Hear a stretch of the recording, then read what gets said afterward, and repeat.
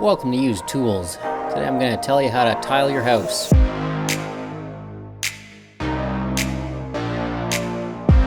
Thanks for tuning into this video. Today I'm going to talk about tiles.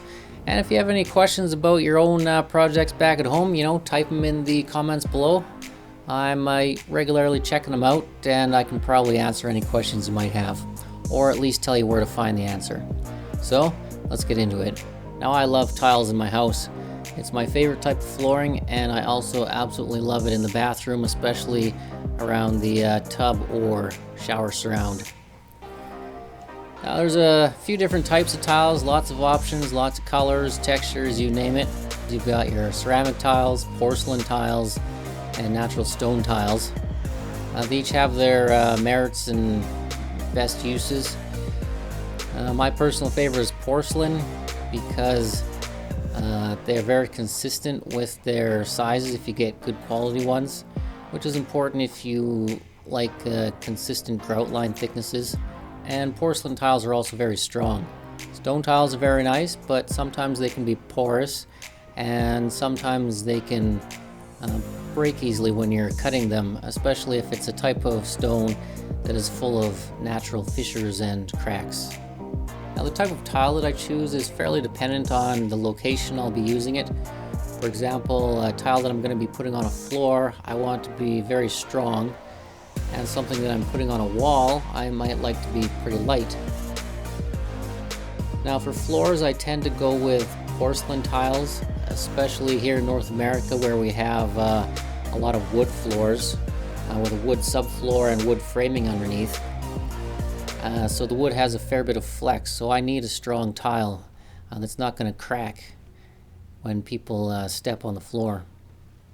So for wood floors, I tend to choose a porcelain tile in about a 3/8 inch thickness for your 1 foot by 2 foot subway tiles, or a 1/2 inch thickness if I'm going with a 2 foot by 2 foot tile. If you're tiling a wall, the thickness is not as critical, as long as your wall is going to be able to support the weight. Stone tiles are really nice, especially with their natural patterns. Often ceramic tiles try to imitate the stone look, but they never look 100%, especially when you're looking up close. You can always tell that it is a man-made product. But there's really no faker with stone tiles. Just the only thing to consider with stone tiles is how and where you'll be using them. Stones like marble, for example, they tend to stain easily, so they're not good for, say, a shower or a kitchen counter. Granite is really nice, as is quartz, because they're quite impervious to moisture. So they're excellent in the shower, they're excellent in the kitchen, because they don't stain easily. Granite's also very good for on a floor because it's fairly strong. Again, watch out for any varieties that might be full of natural cracks though, because some are. One more thing to consider with tiles is how easily they cut. A 1/2 inch porcelain tile is very slow to cut compared to, say, a 1/4 inch plain old ceramic tile, or even a marble tile of some sort, which is a fairly soft stone. So the ease of cutting is something to consider when you're planning the job. If you need the job done quickly and efficiently, maybe go with a faster cutting tile. But remember, a faster cutting tile is generally weaker, so it might not be suitable for a floor, for example. There are two main methods of cutting tiles. One is scoring. That's very similar to scoring and snapping glass, for example. You basically use a sharp carbide or diamond edge to make a hairline scratch where you want the cut on the tile, and then you quickly snap the tile along that score line. And if your technique is good and your blade is sharp, it should cleanly snap off.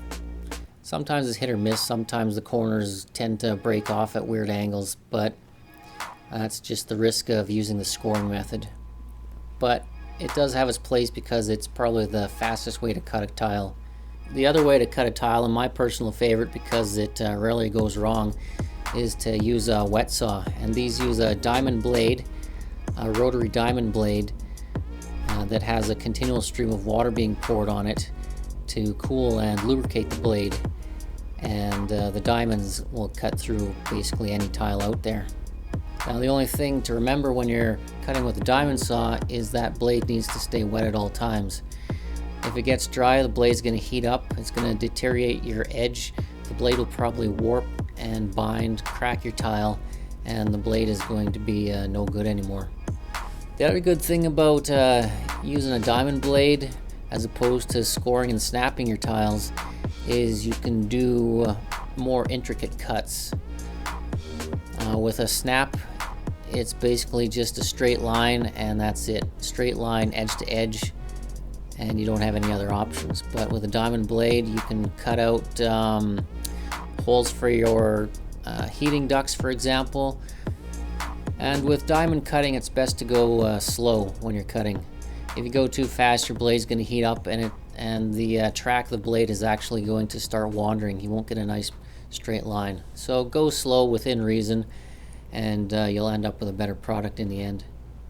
Now there's probably three main methods of adhering tiles to whatever surface you're putting them on. Number one, and my personal favorite, is thin set. Thin set is basically a cement-based product. It usually has some sort of polymer added to it so it dries slowly, which is important because if cement dries too fast, it kind of turns chalky and it gets weak. But if you have a nice slow cure, then you have a strong bond between the tile and whatever you're sticking it to. Another option is some sort of glue. You've got your mastic, which usually comes in a plastic pail, or you've got other sorts of glues. Any kind of glue will really kind of glue a tile. You know, just kind of pay attention to what the glue is used for. Something like silicone might not be the best. If you're adhering to a wall or some place where there's no need of any strength, a glue is sometimes the more efficient way to go. So types of glue are mastic, you can use construction adhesive, even wood glue works for some tiles in some instances. I don't really recommend it, but you can get by with in a pinch with wood glue. Now it's important to pick your type of adhesive carefully. Glue is maybe faster to use, especially if you're just doing a small job like a baseboard or something like that. But cement is much stronger and it's also waterproof, whereas glue usually deteriorates with water. You know, it doesn't really matter what kind of glue it is, it generally starts to unadhere over time with a lot of exposure to water.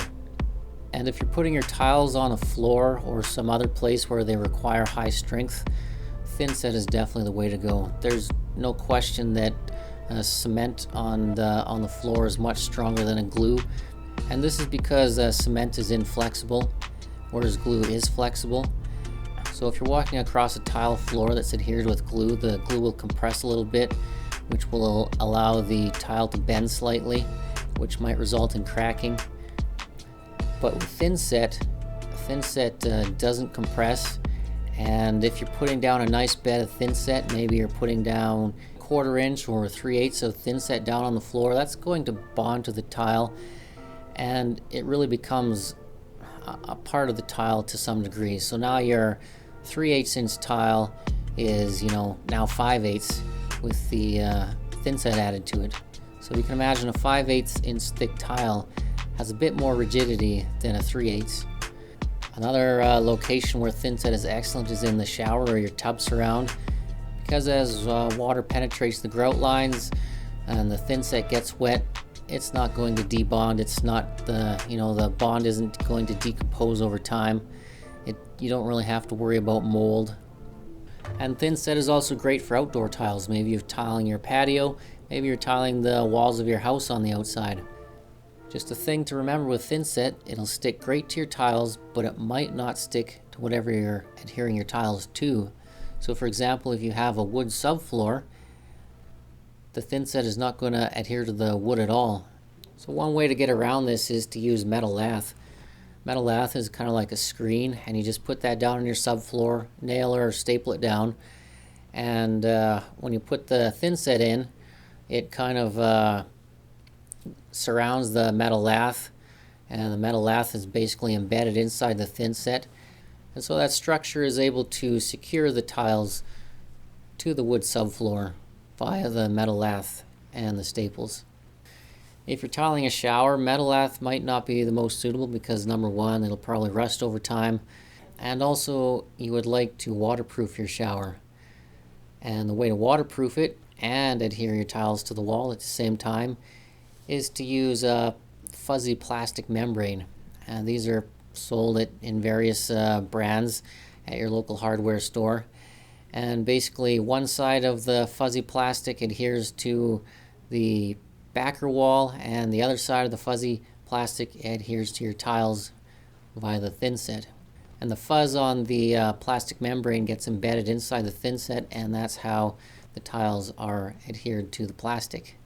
Now when you're using the fuzzy backer, it's important to use a fine-toothed trowel to put your thin set onto it, and it's also important to mix your thin set slightly on the watery side, because if it's too dry, it won't allow the fuzz to penetrate into itself, and you'll get a terrible bond. So slightly watery, not too watery, otherwise you'll end up with a chalky thin set when it dries, but just watery enough that you've got kind of like a pasty thin set, and watery enough that the fuzz is going to get embedded in the thin set. So the best way I've found to tile a wall using the fuzzy membrane is to do a scratch coat of thin set onto the membrane, and the scratch coat is done by using the flat edge of the trowel and just kind of compressing the thin set into the fuzz on the membrane. And then when you've got the scratch coat on the membrane and the thin set on the tile, then you can compress the tile onto the wall. Now whenever I'm tiling a shower, I like to use a concrete board as a backer, because number one, it doesn't rot if it gets wet, whereas something like drywall rots and turns to mush, and you can imagine that wall is holding up hundreds, maybe thousands of pounds of tiles. So wet, soggy drywall is not going to have any strength whatsoever to hold up all those tiles. So definitely use cement backer in your showers. And even then, I'm putting waterproof over top of that, so the cement's probably barely even getting wet, if at all. But still, remember, hundreds of pounds of tiles. Are you gonna trust paper and chalk to hold all those tiles, or cement? Definitely go with cement. You'll save yourself from having to redo that wall in the next 5 years. Now with tiling your shower, something to remember is the tiles themselves. Maybe it's a nice glazed porcelain tile and the tile itself is waterproof, so you think, oh, you're safe, that you can just slap the tiles up and you're not going to have any water issues. Well, that's wrong, because water is going to seep through your grout lines. Even if you use something like an epoxy grout, which is impervious to water, over time, just because of shrinking of the epoxy, or maybe there's a little bit of dust on the edge of your tile when you did the installation, there's never over time going to be 100% bond between the epoxy grout line and the tile itself. You're always going to end up with a crack somewhere, and water's going to go through. So do yourself a favor and put up a good quality fuzzy plastic waterproofing membrane in your shower, and you'll guarantee, basically, as long as you do everything right, that you're never going to have to replace those tiles. Your wall is never going to rot.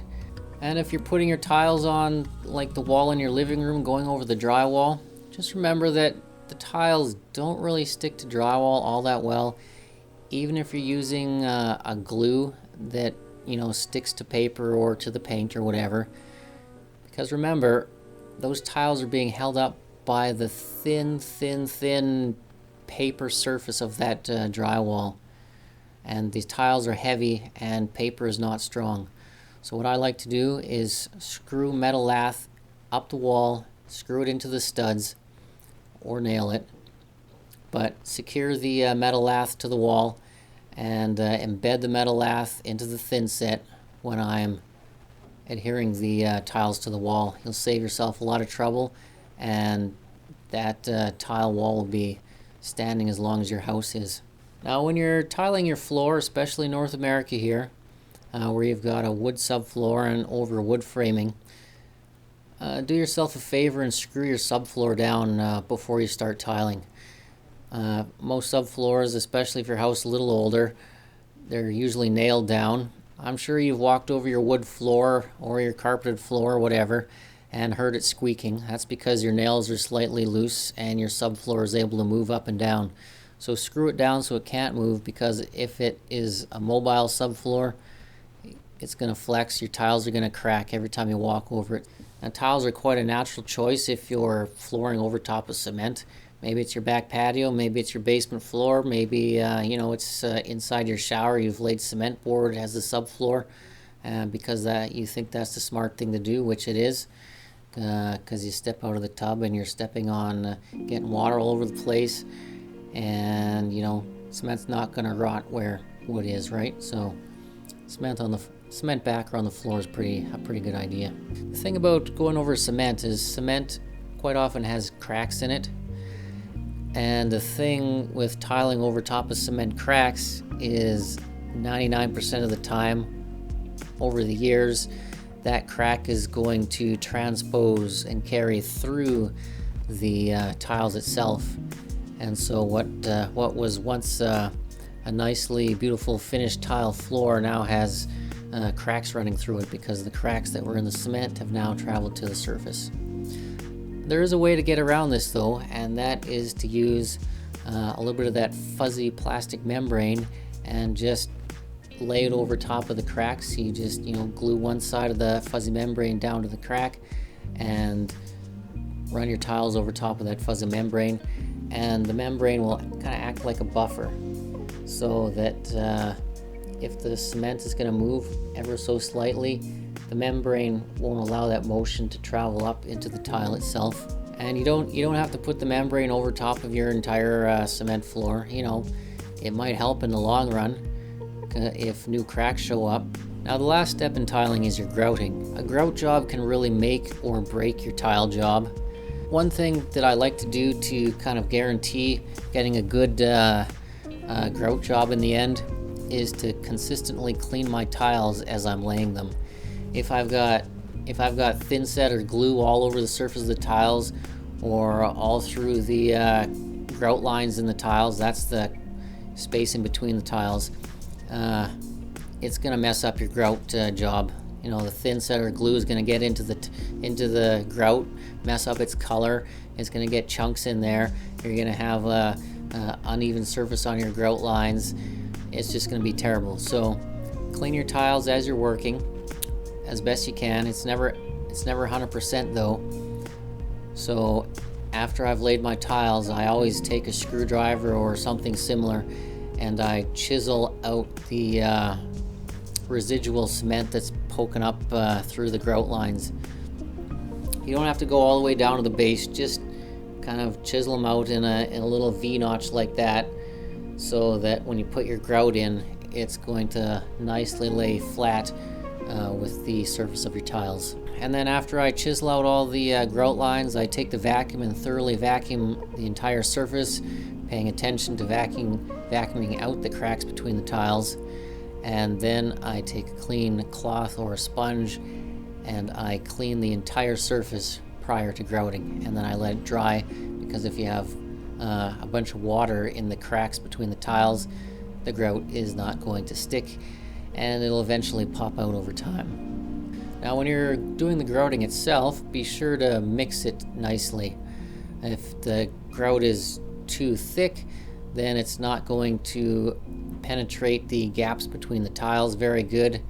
It's also going to be very slow to put on, and it's also going to cure in the bucket while you're working with it, and you're going to have to mix up another batch before you've even finished using the first one. And if your grout is too liquidy, then it's going to be weak. It'll go in fast and easy because it'll be spreading like water all across your floor and flowing right into the grout lines very nicely. but it will be weak because you just don't have enough concentration of cement in your mixture, and it'll be chalky and it'll turn to dust, and eventually it'll just start to crumble out of the grout lines, and you'll have to clean it all out and redo the entire job. So you want something in the middle between too dry and too wet, and I like it to be a nice consistent paste, maybe the consistency of peanut butter or thereabouts, and it's just good enough that you've got good workability. It goes into the cracks between tiles with a little bit of effort though. You really kind of have to push down on your grout float to get good penetration in between the tiles. But if it's like that, you know you're going to have a good strong grout that's going to last for years. If you've got a large surface, you're probably going to have to do a couple different mixes of grout, so make sure you're consistent with your mixes. If you have a lot of water in one of your mixes and not much water in the other, they're going to be slightly different shades. The watery one's going to be light, and the dry one's going to be dark, and you'll be able to notice it quite prevalently on your floor. It's going to look kind of funny. So be consistent with your mixing.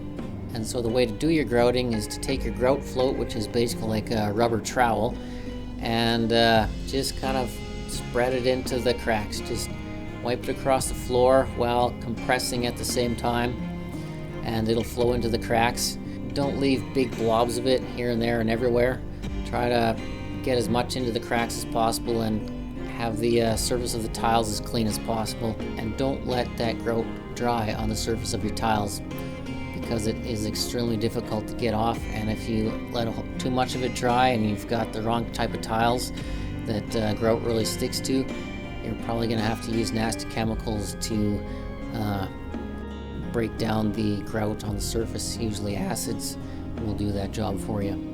So what I like to do is get the cracks filled with the grout, and then I let it set up a little bit to the point where you can kind of, press your fingernail into it, but not so liquidy that when you start wiping it off that it's going to start to smear all over the place and wipe out of the cracks and stuff. You kind of want it where it's a little bit set up but not really cured yet. And so I take my sponge with clean water on it, and I just wipe it across the tiles, usually at an angle to the cracks, not straight down them. Otherwise, if you take your sponge straight down the center of the crack, then you're going to be wiping all the grout out of it, and you're just going to have to redo it. And I don't press down a lot. I just kind of lightly bring the sponge over the top of the tiles just to make the grout line not quite level with the surface, just ever so slightly recessed. And I try to be as even as possible. And once I do that preliminary shaping of the grout line with the sponge, I clean the sponge, and then I clean the surface of the tiles with that sponge as best as possible. It might take 3 or 4 wipes with a clean sponge before you get all the grout off the surface. And you'll be able to see it'll be a dull film sitting on the surface of the tile. And if you let that dry on, you're just going to have a nightmare trying to get it off in the end. And then once the grout is dry, then I take another clean bucket of water and a sponge, and I clean the entire floor probably 2 or 3 times to get all the residual grout off the surface of the tile. And it'll look like a kind of like a dull or kind of chalky film on the surface of the tile. And you'll wipe your floor down, you'll think it's clean, and then it dries, and then you can see the chalky film again. So you'll just have to clean again and again, 2 or 3 times until your tiles are looking good. And I guess that's about it for doing tiles here. I hope you've learned something and this video was helpful to you. If you have any questions, put them in the comments below. I'm checking them all the time, and I'd be happy to answer any questions you have. So until next time, good luck on your own project, and I'll check you later. See ya.